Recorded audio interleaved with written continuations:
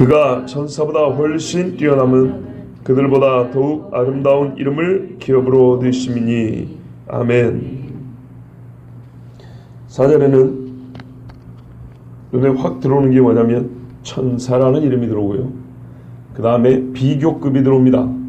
천사보다 이럽니다.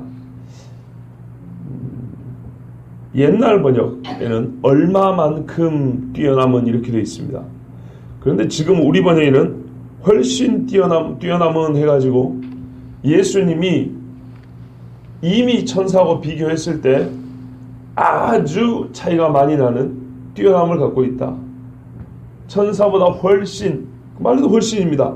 천사가 감히 쳐다보지 못할 탁월함을 갖고 있다라는 것을 본문에서 이미 보여주지만 옛날 번역은 얼마만큼 해가지고 뛰어나긴 뛰어난데 얼마만큼 뛰어난지는 봐야 알도록 되어 있습니다. 뭐가 더 옳으냐면 옛날 게 더 옳습니다. 왜냐면은 천사보다, 이제 우리나라 번역이니까 좀 애매할 수 있지만 그가 어느 정도로 뛰어나냐, 얼마나 뛰어나냐 하고 뒤에 내용이 나와 있잖아요. 그런데 이 뒤에 내용을 이미 본 사람처럼 훨씬 이렇게 하는 것보다는 옛날 번역이 자, 지금부터 내가 이 예수가 천사보다 얼만큼 뛰어난지를 지금 얘기해 주겠다는 거예요. 이제 이거는 살펴보는 기대가 있고 재미가 있죠. 그런데 지금 번역은 이미 결론을 내놔가지고 조금 이 기대가 좀 떨어집니다. 말은 맞는 말이지만 본문상, 원문상 옛날 번역이 더 낫다고 볼 수 있습니다. 자, 우리가 보다시피 천사보다 예수님은 뛰어나다는 게 4절의 주제입니다. 4절의 주제일 뿐만 아니라 14절까지 1장 나머지 부분의 주제입니다. 예수 그리스도가 천사보다 뛰어나다는 겁니다. 그런데 이것이야 두말하면 잔소리지 않습니까? 오히려 이렇게 비교한다는 것 자체가 제가 잘 쓰는 표현을 하면 구질구질한 겁니다. 왜 부모님을 공경해야 되냐고요? 부모니까. 왜 아버지 생신을 챙겨드려야 됩니까? 아버지니까. 무슨 이유가 더 필요하죠? 아버지가 내 생일 때 옛날에 케이크를 10번 사줬으니까 나도 한 어른이 된 이후로 10번 사주겠다? 이거 같이 구질구질한 일이 어디 있습니까? 부모가 케이크까지 거 먹고 싶어가지고 자녀 보고 생일날 하고 보자 그럽니까? 이건 말이 안 되는 거죠. 이유는 아빠니까 엄마니까. 최고의 이유입니다. 그죠? 이거보다 큰 이유가 없습니다. 예수 그리스도가 이미 하나님의 아들이라는 것이 1장 1절부터 3절까지 이미 드러났는데 여기에 뭐 한다고 천사하고 비교를 하고 2장 이 뒷부분에 하면은 이제 이분이 구원자인데 하면서 저기 4장부터 하면 여호수아하고 비교하고 대제사하고 비교하고 왜 이렇게 해야 되죠? 예수님은 굳이 비교를 해야 우리가 어떤 분인지 알 수 있습니까? 전혀 그렇지 않습니다. 그래서 어떤 이는 이 본문 이하를 보면서 예수님을 진짜로 비교할 수 있는 분으로 믿는 바보들이 있습니다. 왜요? 비교급으로 되어 있거든요. 누구하고 비교해 보니까 조금 더 하더라. 훨씬 더 하더라. 어쨌든 비교를 하려면 바닥이 같아야 됩니다. 그렇죠? 키를 재보려면요, 둘 다 땅을 짚고 사는 사람이 합니다. 종자가 같아야 합니다. 사람하고 말하고 굳이 그거 비교해보는 바보가 어디 있습니까? 사람하고 사람끼리 비교해보고 말은 말하고 비교를 해봐야죠. 그죠? 내가 큰 말을 팔아먹어야 되는데 이거 값을 얼마나 치를까 했더니 야, 너 이리 와봐. 너하고 비교해봐도 얼마나 크냐? 이라고 말값을 매기는 바보가 어디 있습니까? 사람의 말보다 키는 작고 등치는 작아도 훨씬 귀하죠. 비교를 하려면 같은 바닥을 갖고 있어야 됩니다. 즉 같은 종류여야 된다는 거예요. 그러면 하나님이, 아니 예수님이 천사하고 같은 종류고 대제사장하고 같은 종류고, 그러니까 예수님이 천사 중에 하나고 예수님이 사람 중에 하나란 말입니까? 그런데 왜 바울같이 똑똑한 사람이 이런 멍청한 짓을 하고 있을까요? 왜 비교를 할까요? 애시당초 비교하지 못할 존재라고 말했잖아요. 누구라고요?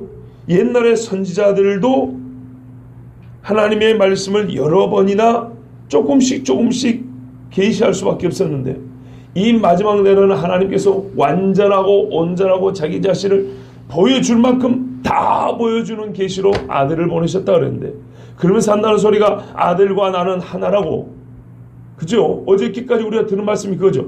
그랬는데 왜 갑자기 4절부터 그 아들을 떨어뜨리냐는 겁니다. 한껏 높여놓고 이제 와가지고 천사하고 비교를 하자고요. 어제는 아버지와 같다고 하더니 이제부터는 천사보다 높다고 하냐 이 말이죠. 그러니까 어떤 사람들이 하는 말이, 예수는 천사 중에 하나인데 조금 특별하게 쓰였던 천사. 예수는 대제사장처럼 사람 중에 하나인데 유일하게 신에 대한 인식이 깊었던 인간. 하나님이 특별히 선택해서 너와 같이, 그러니까 인간들 중에 하나님이 먼저 샘플로 예수라는 인간을 택해가지고 가까이 오게 만들었다는 거예요. 그래서 많은 사람들이 우리도 예수처럼 저리 갈 수 있겠구나, 이런 기대를 하게 만들었다. 첫 번째로 하나님이 부른 인간, 뭐 이런 식으로 해석을 합니다. 그런데 이거는 정말 어리석은 일입니다.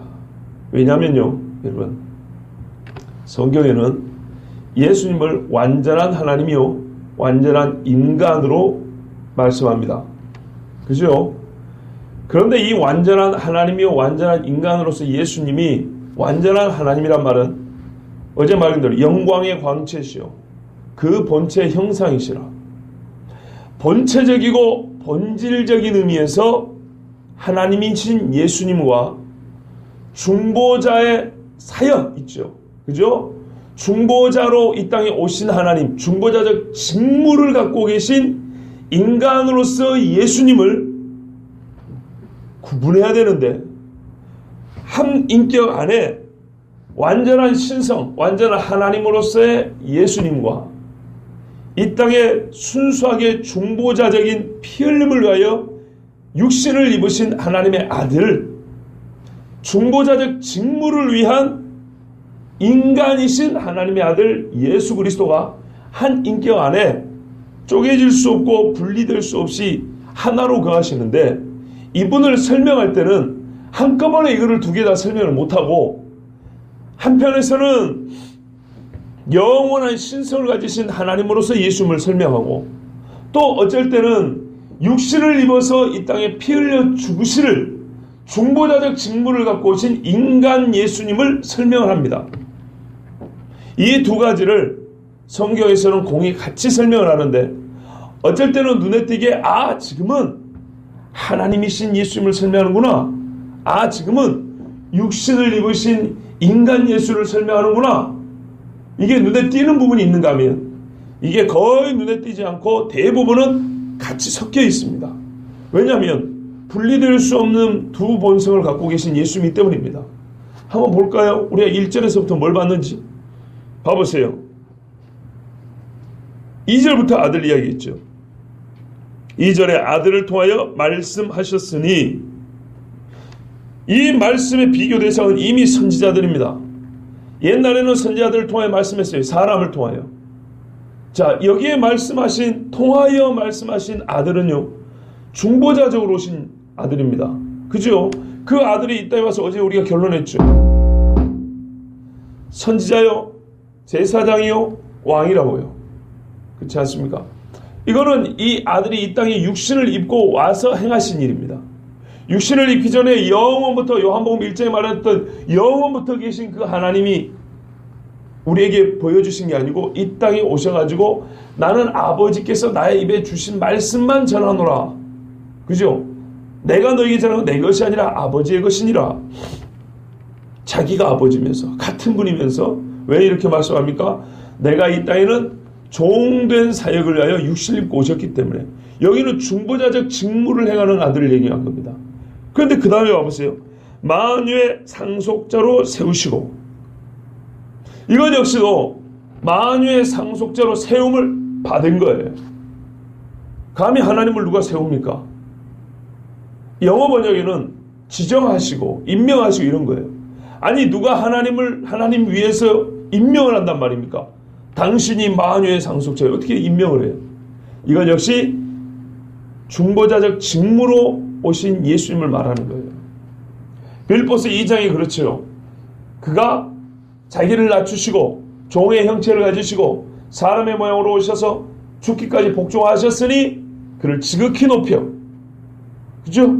이게 바로 2절에 들어있는 말씀입니다. 3절 후반부에 있는 말씀입니다. 만유의 상속자 지극히 크신 이 우편에 앉으셨으니 뭘 했기 때문에요? 죄를 정결하게 하는 일을 하셨기 때문에. 이게 바로 중보자적 직무를 가진 아들 예수를 말하는 겁니다. 그런데 이분이 본체 누구예요? 2절 후반부에 보세요. 그로 말미암아 모든 세계를 지으셨느니라. 육체로 오신 건 2000년 전이고 이 땅을 만드신 것은 최소 6000년 전입니다. 그가 육체로 오시기 전에 이미 창조주였다는 말입니다. 누구라고요? 하나님 자신이라고요. 우리가 이미 본 것입니다. 이 두 가지가 원래는 같이 있습니다. 3절에도 보십시오. 이는 영광의 광채시요 그 본체의 형상이시라. 그 능력의 말씀으로 만물을 붙드시며. 3절 전반부 여기까지는 본체적으로 본질적으로 하나님이신 예수님을 말하고 있습니다. 그런데 3절 후반부에는 그 하나님이 어떻게 되시죠? 육체로 이 땅에 오셔서 이전 하신 일이 중보자적인 역할을 하셨다는 거예요. 왜요? 그 창조주요 영광의 광채를 입으신 하나님으로서는 우리를 위하여 죽을 수가 없어요. 그분은 죽을 수 없는 분이에요. 육체를 입어야 죽을 수 있어요. 그래서 육체를 입어야만 살 수 있는 그 죄를 사하려고 육체를 가지고 오시고 어쨌든 죽어야 된다고요. 같은 분이지만 이 직무에 있어서는, 이 정체성에 있어서는 구분이 된다 이 말입니다.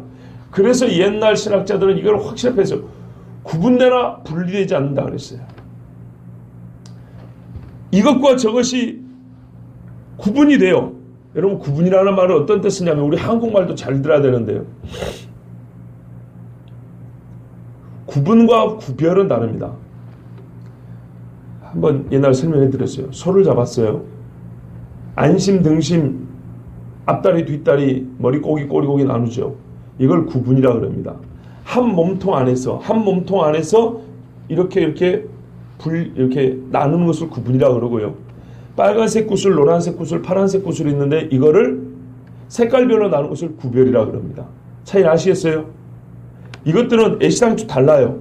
구분은 한 몸통 안에서 이것과 저것 차이를 말하는 거예요. 그래서 하나님은 성삼일체 하나님은 구분되는 겁니다.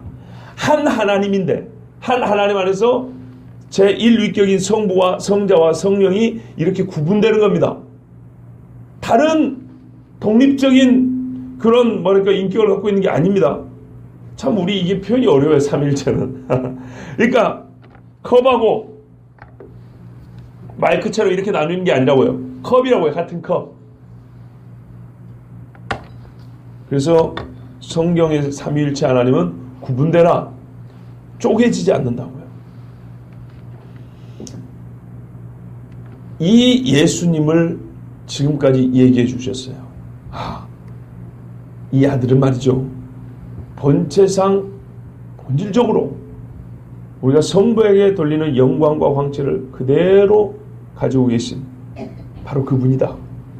그리고 이분은 이 땅에 육체로 오셔서 우리 죄를 정결하게 하신 중보자다. 이 중보자에는 자기가 제사장이면서 양이셨죠. 그죠? 이 역할을 자기 몸으로 하신 거예요. 몸이 아니고는 불가능한 이야기이기 때문에. 이게 2장이 나와 있습니다. 자녀를 구하시려 자녀가 혈과 육을 지니셨으므로 그 아들도 혈과 육을 입고 이 땅에 오셨느니라 그랬어요. 혈과 육을 입은 자가 죄를 졌기 때문에 혈과 육을 입은 그 자가 어떻게 해요? 죄를 다 값을 치러야 될 책임이 있단 말이죠. 그런데 혈과 육을 입은 그 자가 치를 능력은 없어요.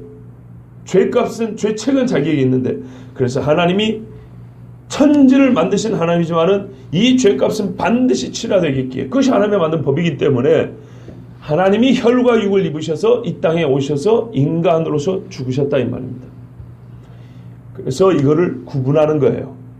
같은 하나님이시지만 창조주 본질적으로 비교할 수 없는 신이신 하나님과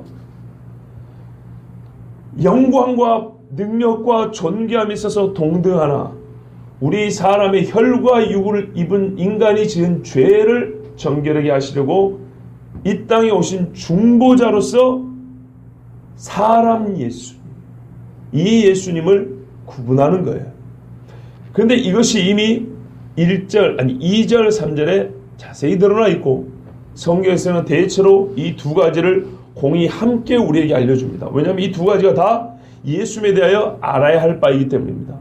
어떤 이는 예수님을 그저 신으로만, 어떤 이는 예수님을 대개 그렇지만 그저 하나님으로만 아는 오류를 범합니다. 그러면 히브리서의 요점은 뭘까요?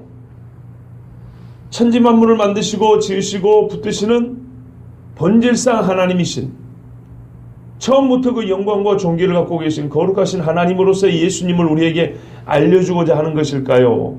아니면 이 땅에 육체로 혈과 육을 입으셔서 우리를 위하여 죄를 정결하게 하신, 즉 중보자적 사명을 띠고 오신 종된 예수, 종으로서 사역을 감당하심으로 말미암아 우리를 구원하신 이 예수님을 말하고 싶은 것일까요?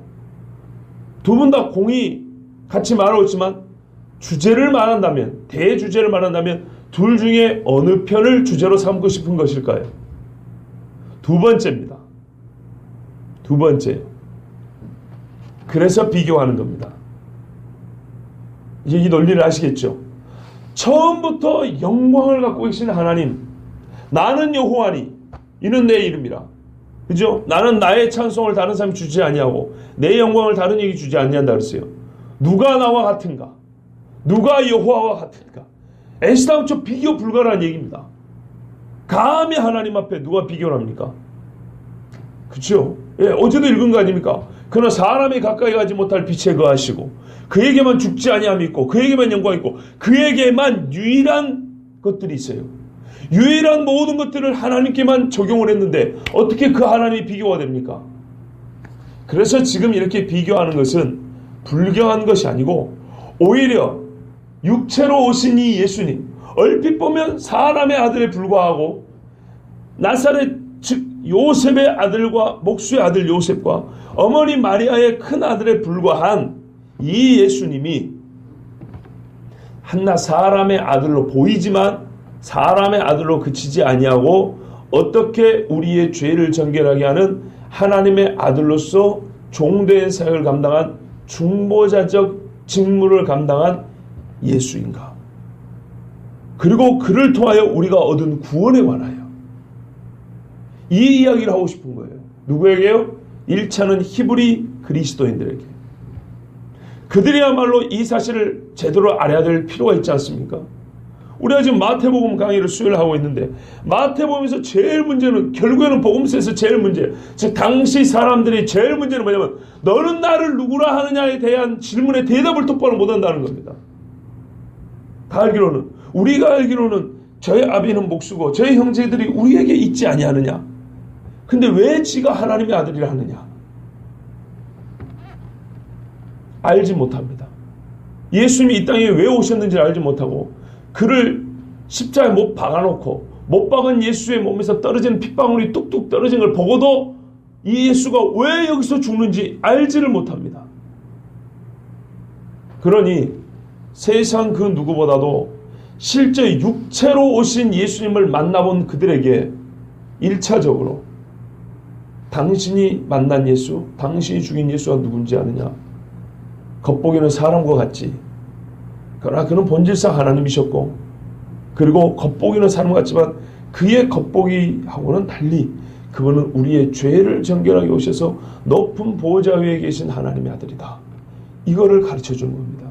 그런데 사실 오늘 이 세대에도 하나님의 아들 예수를 한낱 인간으로 나와 똑같은 껍데기 육체를 가진 인간으로만 취급하는 사람이 얼마나 많은지 모릅니다. 실제로 우리가 아는 것 같지만 나는 그렇게 믿지 않는데요. 그러니까 우리한테는 그렇게 강조할 필요 없어요. 과연 그럴까요? 히브리서를 한번 계속 보십시오. 우리가 육체로 오신 예수님을 나의 구원자로 믿고 중보자적인 하나님과 나를 연결해주는 회복, 이 관계를 회복해주는 그 역할을 가지신 하나님이신 예수님이라고 알고 있고 믿는다고 하지만 얼만큼 알고 있는지, 얼만큼 철저하게 믿고 있는지 한번 봐보십시오. 성경은 미안하지만 우리가 아는 정도로 알으면 족하다고 말하지 않습니다. 그럴 것 같으면 이 히브리서를 길게 써놓지 않습니다. 왜냐하면 지금 이 1, 20분 설교로도 이미 답이 나왔기 때문에 이 정도만 가지고도 충분하다면 이렇게 길게 써놓지 않습니다.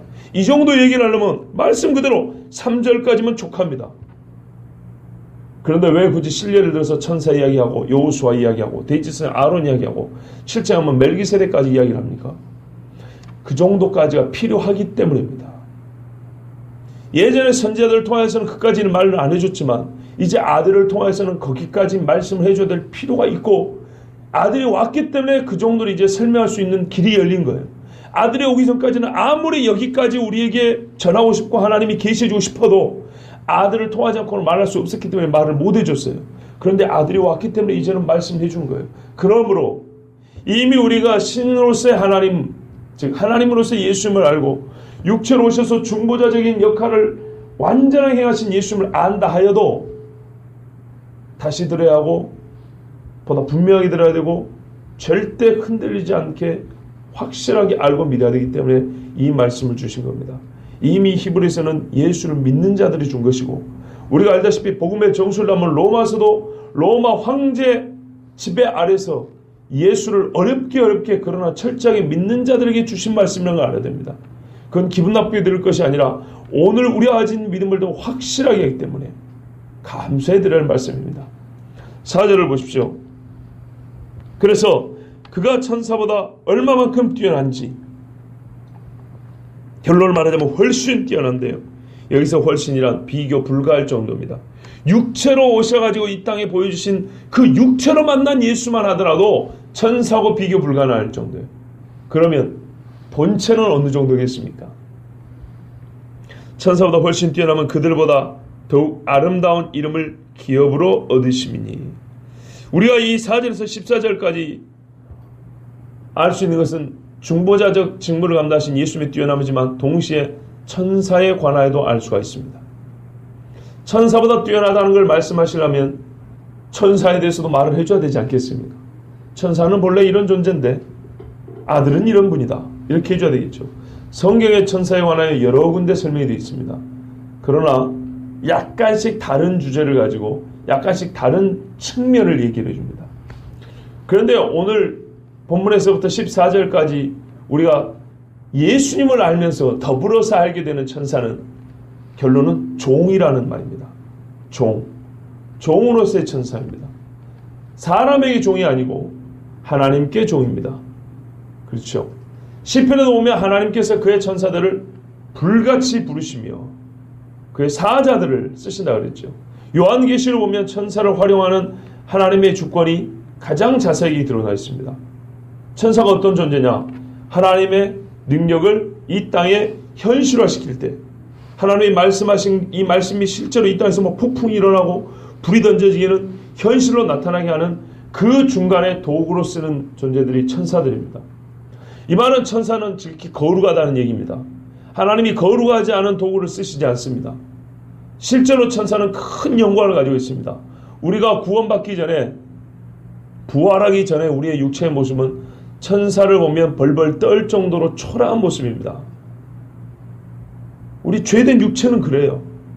다니엘조차도 천사를 보고 엎드렸습니다. 사도 요한 같은 신앙인도 천사에게 절을 하려고 했습니다. 그 정도로 어마어마한 영광을 가진 게 천사입니다. 요한계시록 한편에는 어떤 천사가 왔더니 그 영광으로 말미암아 땅이 환해지더라 그랬습니다. 아수르 군대 18만 5천을 한 방에 죽여버리고 애굽 사람의 장자를 정확히 골라서 쳐 죽일 수 있을 정도의 지혜와 능력을 가진 이가 천사입니다. 기드온의 아비들이 나타났을 때, 아니 삼손의 아비와 어미가 제물을 바쳤을 때 그 작대기를 대니까 하늘에서 불이 때렸고 그 제물을 타락하게 했던 이게 천사입니다. 신명기인가에 보면은 하나님께서 천사를 통하여 모세에게 율법을 주셨다고 그랬습니다. 하나님께서 친필로 쓰셨다 그러지 않았습니까? 그런데 신비합니다.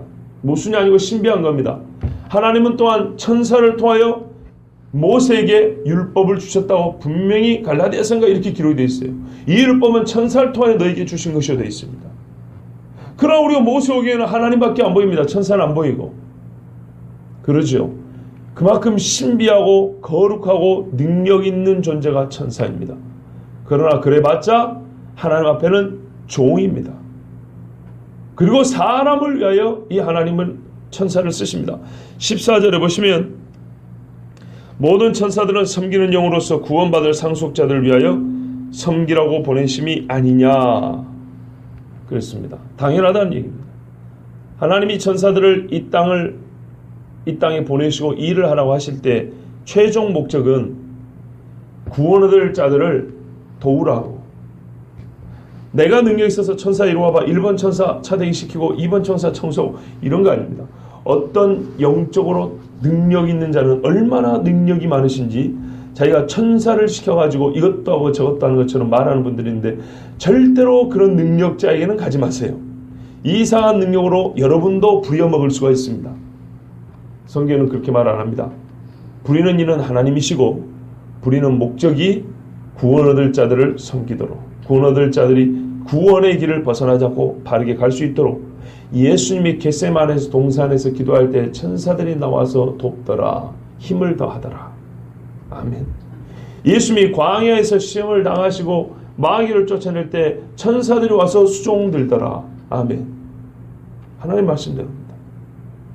아수르 군대 18만 5천 친 게 왜 그랬죠? 히스기야가 기도했잖아요. 구원받을 저 히스기야 왕을 나의 사랑하는 아들과 저 백성을 가서 구해라. 보냈더니 천사가 와가지고 한번 휙 돌아갔잖아요. 말씀 그대로입니다. 사람이 천사를 부린다고 생각하는 것은 아주 오만 방자한 태도입니다. 자기가 하나님 되겠다는 말과 똑같은 겁니다. 그건 믿음이 아니고 신성을 모독하는 죄입니다. 여러분 믿음의 소리하고 믿음 있는 척하는 소리는 구별할 줄 알아야 됩니다.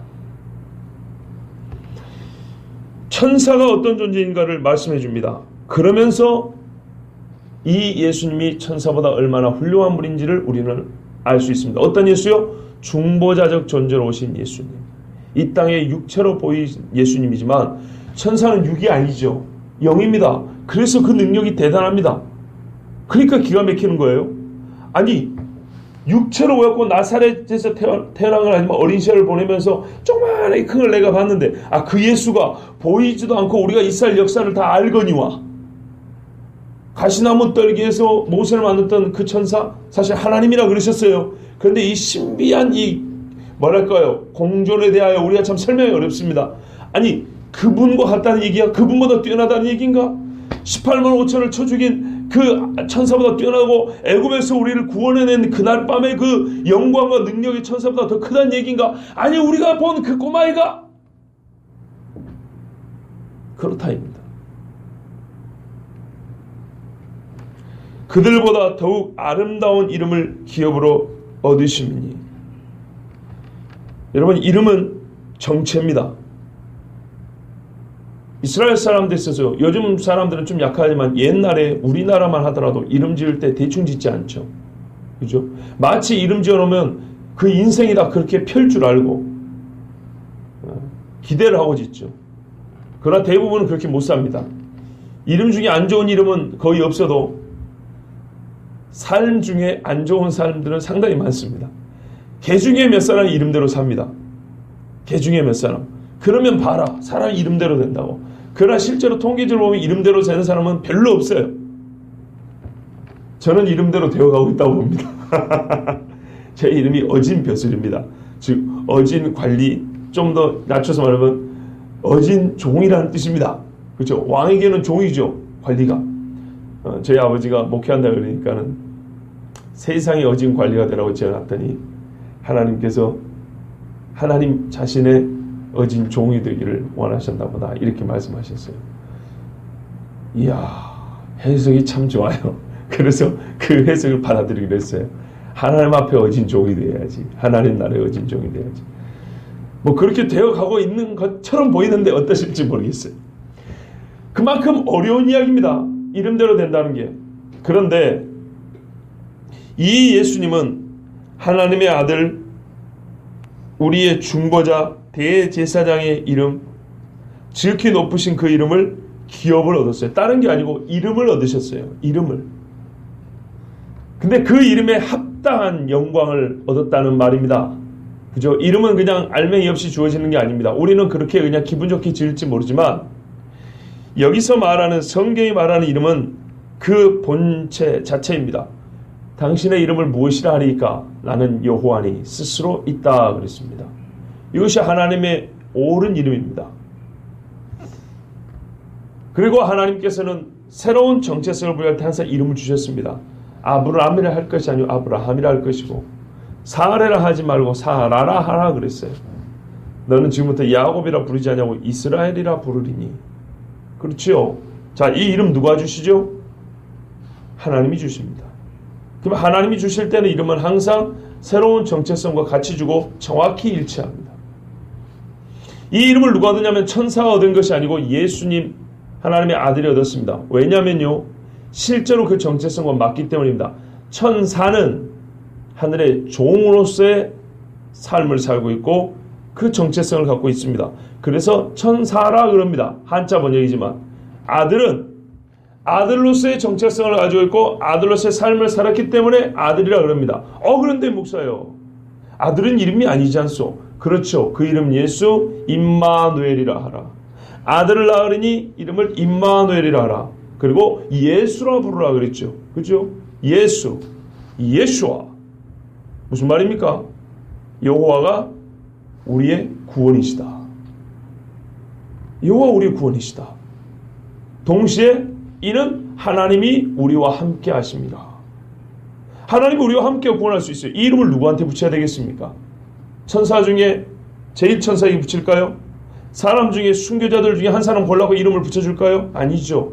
오직 십자가에 달려 피를 흘려 우리 죄를 정결케 한 그 아들에게만 예수와 여호와는 우리의 구원이시다.